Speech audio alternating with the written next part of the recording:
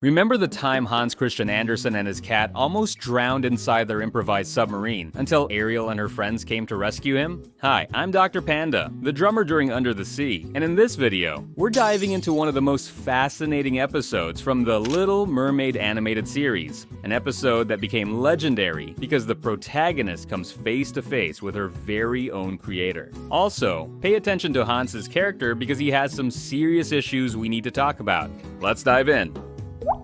The episode begins with Ariel and Flounder swimming on the outskirts of Atlantica. Flounder follows her in confusion, not knowing where they're headed, while Ariel looks rushed, as if she's searching for something. Or someone.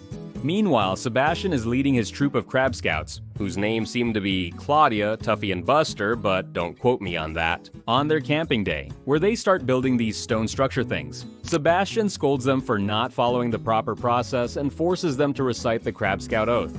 Crab Scouts, sensation explorers are we. We like to help you walk, take everyone under the sea. Ariel and Flounder arrive at the remains of the Black Pearl, which, as Ariel tells Flounder, is where Archimedes lives.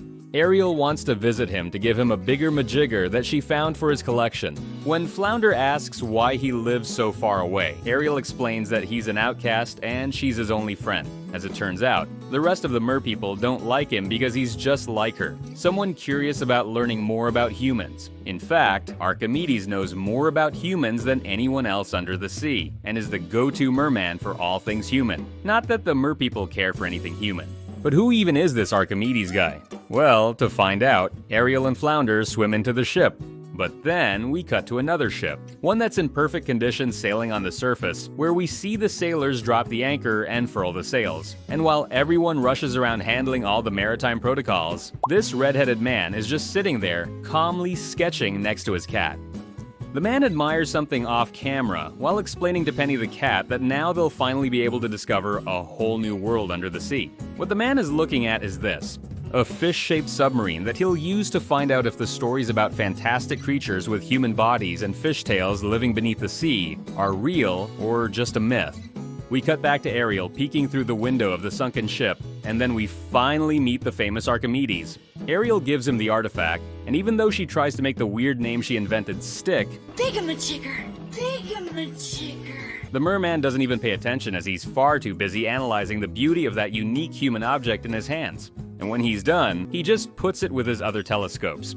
Archimedes gives his visitors a tour of more human objects he owns, like statues, pottery, and anchors. And of course, the merman also has other artifacts whose function he doesn't understand, like this strange pig that holds coins inside it.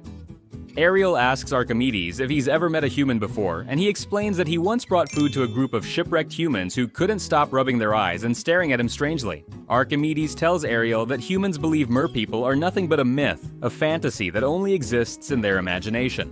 Ariel dreams of showing Atlantica to them, but while Flounder pretends to be a cannonball, he reminds her that King Triton wouldn't like that at all. Archimedes notices that the mermaid is upset, so he invites her to go play with the telescope on the surface.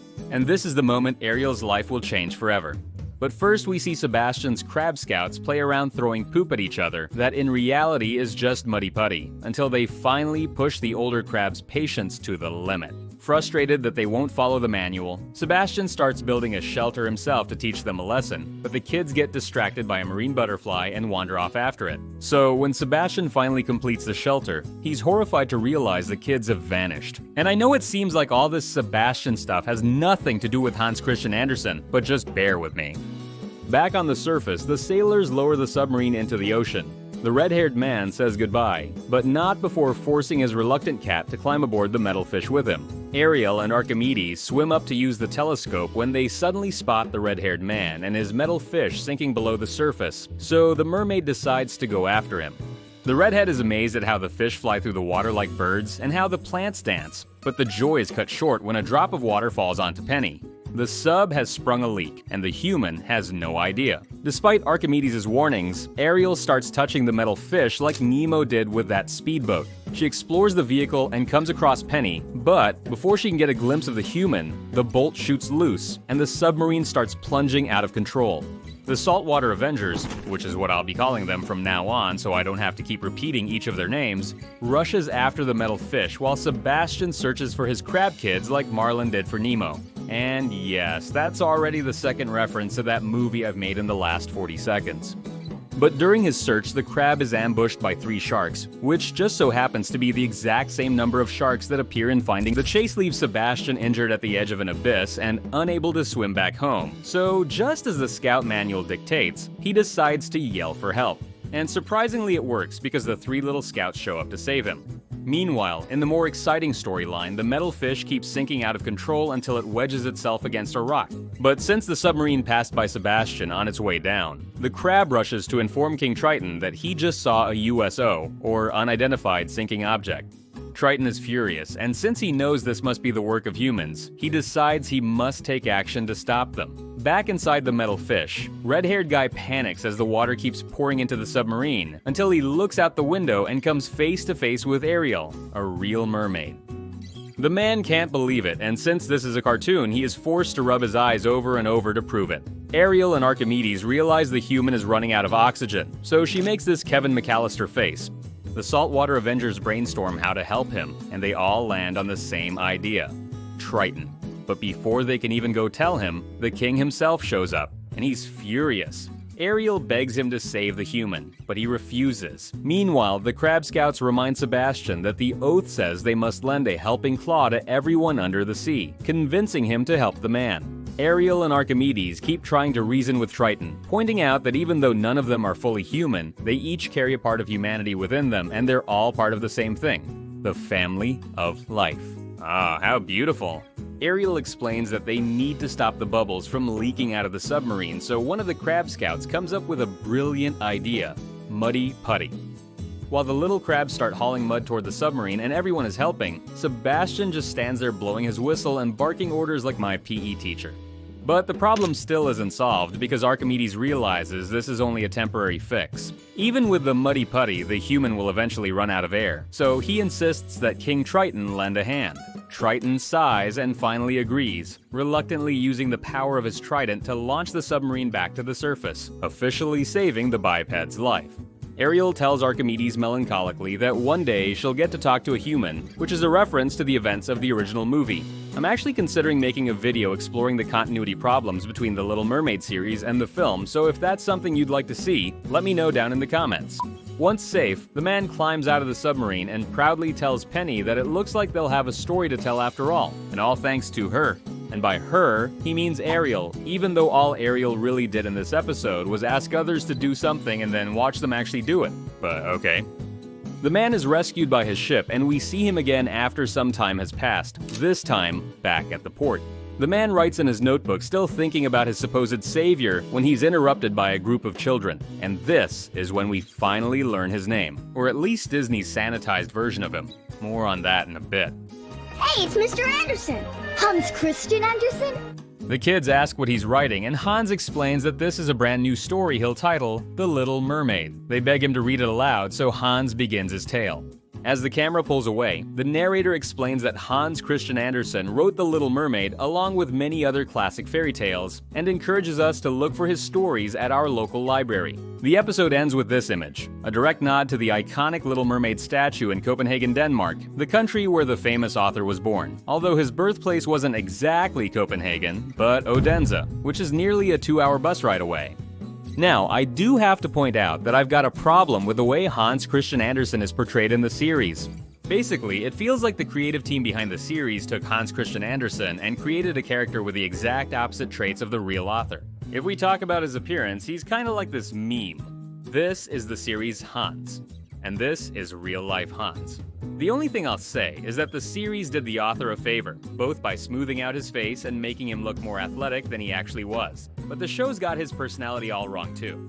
While Hans is portrayed as confident and outgoing in the episode, his letters and diaries tell us that he was more of a shy and socially awkward kind of guy. And by socially awkward, I mean that we need to talk about the time he arrived at Charles Dickens' house to stay, supposedly, for a couple of nights.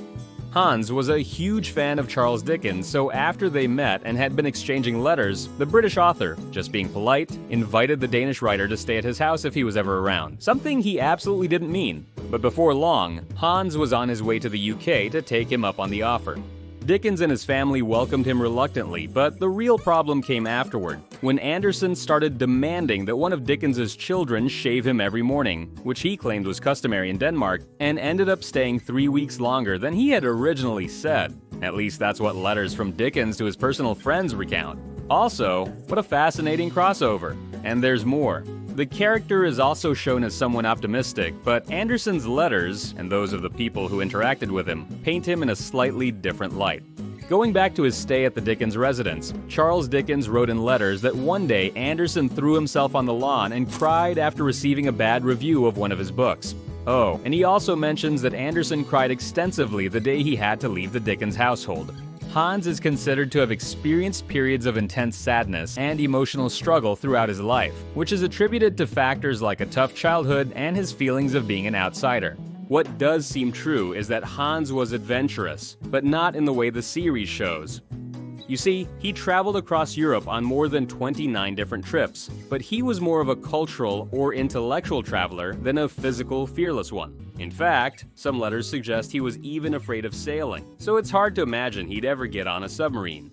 I also looked into whether Penny was based on a real pet of Hans Christian Andersen, but it turns out that not only did Hans have no pets, he was also deathly afraid of dogs, and of being buried alive, and of eating pork, and while researching more about the episode, I was amazed by what I found out about the voice actor behind Hans Christian Andersen. It's none other than Mark Hamill, who played Luke Skywalker in Star Wars and voiced the Joker in many animated versions, as well as Hobgoblin in Spider-Man the Animated Series from the 90s and many more characters. Oh, and Penny the Cat is voiced by Frank Welker, who's given voice to Fred Jones as Scooby-Doo and even Abu.